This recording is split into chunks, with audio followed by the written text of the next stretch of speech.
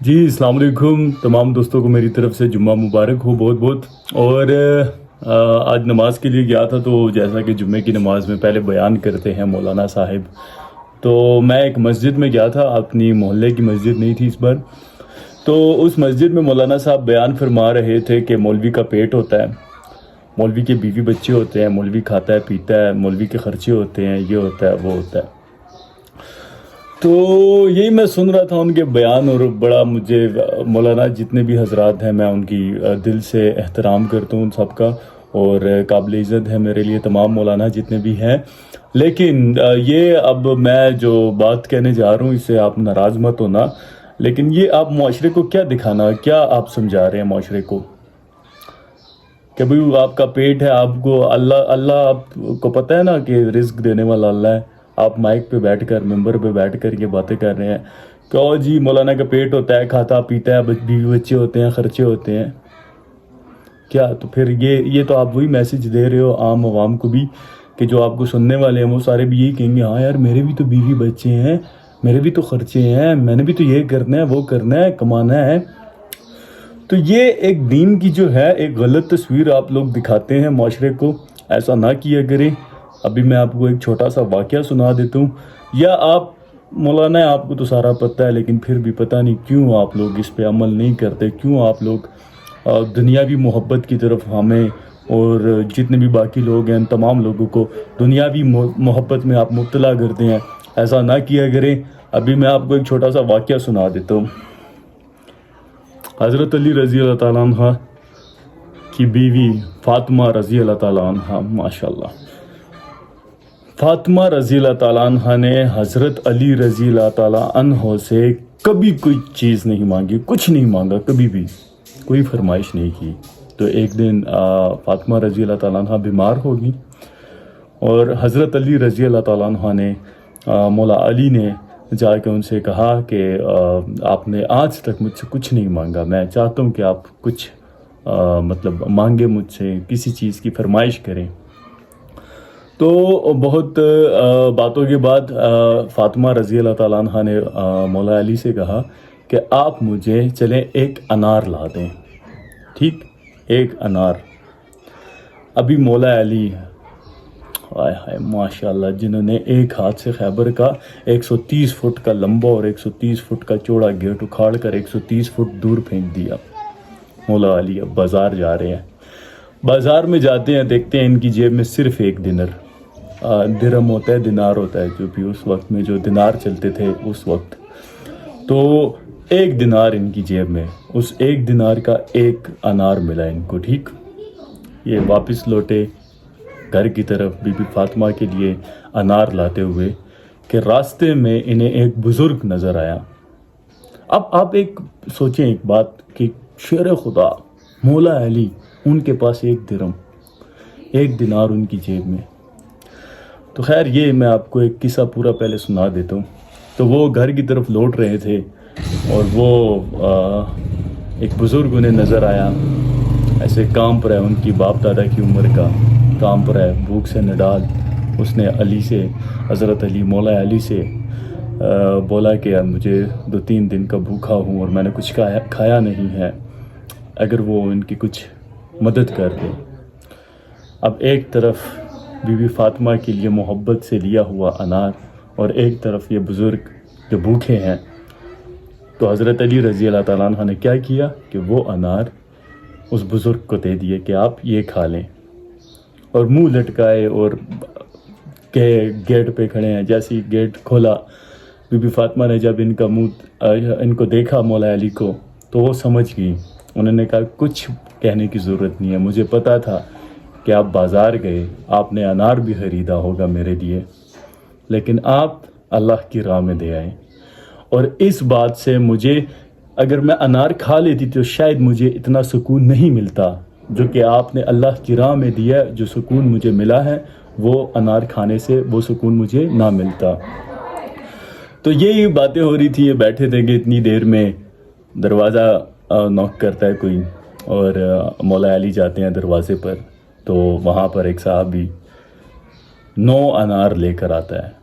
تو بولتا ہے کہ علی رضی اللہ تعالیٰ عنہ جب بولتا ہے کہ علی یہ حضرت محمد صلی اللہ علیہ وآلہ وسلم نے آپ کے لیے بھیجے ہیں.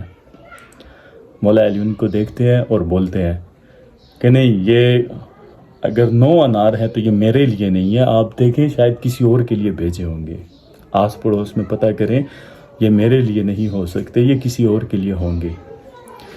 تو صحابی نے بولا نہیں، یہ نبی کریم صلی اللہ علیہ وآلہ وسلم نے آپ کے لیے، خصوصاً آپ کے لیے بھیجے ہیں. تو حضرت علی رضی اللہ تعالیٰ عنہ نے بولا، ان کو فرمایا کہ اگر یہ میرے ہوتے تو یہ 10 پورے ہوتے، یہ 9 ہیں تو یہ میرے نہیں ہیں، کیونکہ اللہ فرماتا ہے کہ آپ میرے راستے میں ایک چیز دیں تو میں اس کا بدلہ 10 سے دوں گا. اگر یہ میرے ہوتے تو یہ 10 ہوتے، یہ 9 نہ ہوتے.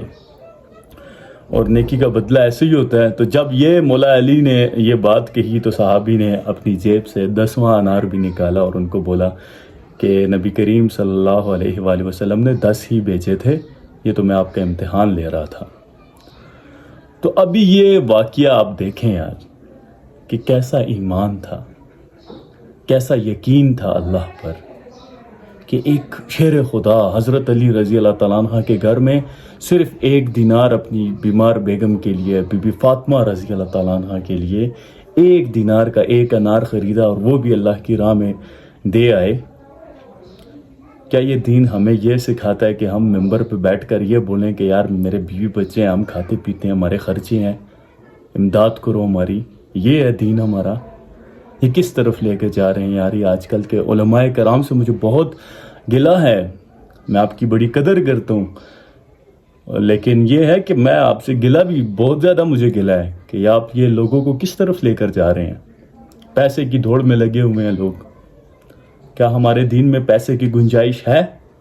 کیا نبی کریم صلی اللہ علیہ وآلہ وسلم نے نہیں فرمایا تھا کہ اگر یہ احد کا پہاڑ، شاید غلطی کو تاہی معاف، ایک پہاڑ تھا شاید احد کا نام لیا انہوں نے، کہ اگر میرے پاس احد کے پہاڑ جتنا سونا ہوتا اور مجھ پہ 3 دن گزر جاتے اور وہ میں اللہ کی راہ میں خرچ نہ کر دیتا سوائے قرض کے جو میں نے کسی کا دینا ہے وہ رکھ لیتا، باقی تو یہ میرے ساتھ مطلب یہ ایک ناانصافی والی بات ہوتی.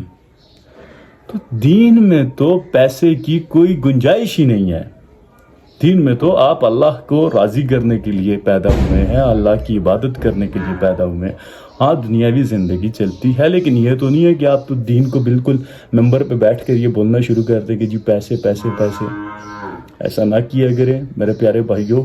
اور جو یار میں اتنا سمجھدار نہیں ہوں، لیکن جتنا میں جانتا ہوں اتنا میں آپ کو بتانے کا مجھے پورا حق ہے. مجھے یہ کرنا بھی چاہیے کہ جتنا علم میرے پاس ہے، جتنی بات مجھے پتہ ہے وہ آپ کو پتہ ہونی چاہیے.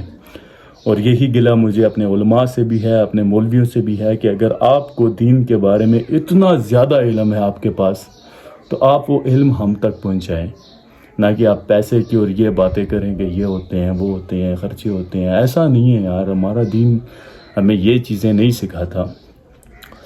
تو امید کرتا ہوں کہ کچھ لوگوں کو میری بات سمجھ میں آ گئی ہوگی، اور جن کی کوئی دل آزاری ہوئی ہے تو میں نادان ہوں، نادان سمجھ کر معاف کر دینا. اور بس اتنی سی بس چھوٹی موٹی باتیں میرے سامنے سے گزر جاتی ہیں تو وہ پھر مجھے یاد میں پھر دیکھتا ہوں کہ یار یہ تو غلط بات ہے، تو پھر اس میں ویڈیو بنا لیتا ہوں. تو اس کا مطلب ہرگز کسی کا دل دکھانا نہیں ہوتا، بلکہ جو بات مجھے پتہ ہے اور جو میں سمجھ سکتا ہوں جس بات کو، وہ آپ تک پہنچانا میں اپنا فرض سمجھتا ہوں. اور میں تھوڑا سا ماڈرن دکھتا ہوں تو اس کا مطلب یہ نہیں ہے کہ آپ لوگ بھی تھوڑی سی تنقید کریں، ایسا نہیں ہے. ہمارا دین جو ہے اگر سختی کی طرف آئیں تو یہ بہت زیادہ سخت ہے، اور اگر نرمی کی طرف آئیں تو اللہ نے دین میں بہت زیادہ نرمیاں رکھی ہوئی ہیں. لیکن اس کا مطلب ہرگز یہ نہیں ہے کہ آپ دین کے خلاف ہو جائیں یا دین کو بالکل ہی پیٹھ دین کی طرف کر دیں، تو ایسا بالکل نہیں ہے.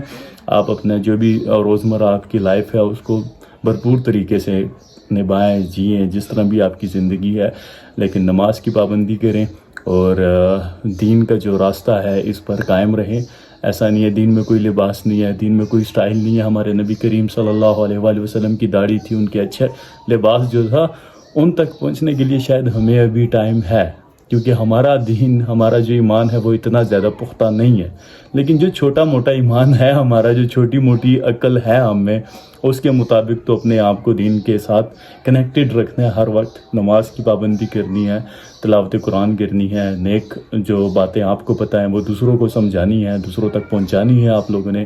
تو یہ آپ تمام دوستوں کی جو ہے ذمہ داری بھی ہے، اور اس میں ثواب بھی ملے گا آپ کو اور جنت بھی ملے گی. تو یہ چیزیں ہوتی ہیں. اور یہ جو دنیا ہے یہ تو کافر کے لیے اور کفار کے لیے اور جو ہندو لوگ ہیں ان کے لیے یہ جنت ہے. ہمارے لیے تو یہ ایک امتحان ہے، اور جس کا رزلٹ جو ہے وہ ہمیں قیامت کے دن ملنا ہے. تو امتحان میں تو مزے نہیں ہوتے، وہاں پہ تو تھوڑی سختیاں ہوتی ہیں، تو برداشت کرنی پڑتی ہیں. تو یہ جو ہے جتنے بھی آپ تمام دوست ہیں جن کو دین کے بارے میں مجھ سے بہت زیادہ پتہ ہے، مجھے تو بہت چھوٹی موٹی ایک دو باتیں پتہ ہوتی ہیں، تو جن کو پتہ ہے ان سے میں یہی بولوں گا، یہی ریکویسٹ ہے میری کہ آپ لوگ جو ہے اس کو آگے، جو باقی دوست ہیں جو بھی آپ کے جاننے والے ہوں اور جن سے آپ ملتے ہو، ان تک اپنی باتیں، اپنا علم جو ہے وہ پہنچایا کریں، تاکہ یہ جو دنیاوی محبت ہے یہ ایک مسلمان کو شوبہ نہیں دیتی. تو ان چیزوں کا خیال کیا کریں. امید کرتا ہوں آپ میں سے کسی کا جو ہے دل نہیں دکھا ہوگا، اور اگر کسی کا دل دکھ گیا ہے تو نادان سمجھ کے مجھے معاف کر دینا. آپ بڑے بھائی ہیں، آپ تمام دوست جو بھی ہیں ہمارے، تو دعاؤں میں یاد رکھیے گا. میری طرف سے بھی آپ کے لیے بہت ساری دعائیں. السلام علیکم.